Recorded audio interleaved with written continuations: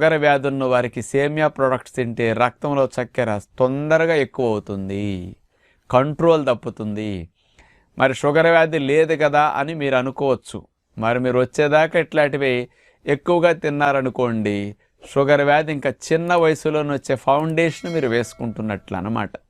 అంచేత ఎప్పుడన్నా ఏదో అప్పుడప్పుడు పండగ, పెళ్ళి, శుభకార్యం ఎప్పుడన్నా ఒక్కరోజు తింటే పర్లేదు, కానీ సేమియా ఉప్మాలు వారంలో 2-3 సార్లు ఇట్లా చేసేసుకుని తినేయటం అంత మంచి అలవాటు కాదు. ఆరోగ్యానికి చాలా ఇబ్బందులు ఎదుర్కోవాల్సి వస్తుందన్నమాట ఇట్లాంటి వాటిలో. కాబట్టి ఆలోచించండి. ఇక తీసుకున్న ఆహార పదార్థాలు ముఖ్యంగా సేమియా నుంచి వచ్చిన రక్తం లోపలికి వెళ్ళి చక్కెర ఎక్కువయ్యేసరికి మన బాడీ ఎక్కువైన చక్కెరనంతా కొవ్వుగా మార్చేసేసి కొవ్వు కణాల్లో దాచేస్తుంది. ఆటోమేటిక్గా వెయిట్ పెరిగిపోతారు. సేమియాకు తొందరగా వెయిట్ పెరిగే రిస్క్ ఉంటుందన్నమాట. అట్లాగే ఈ ఎంటీ కార్బోహైడ్రేట్స్కి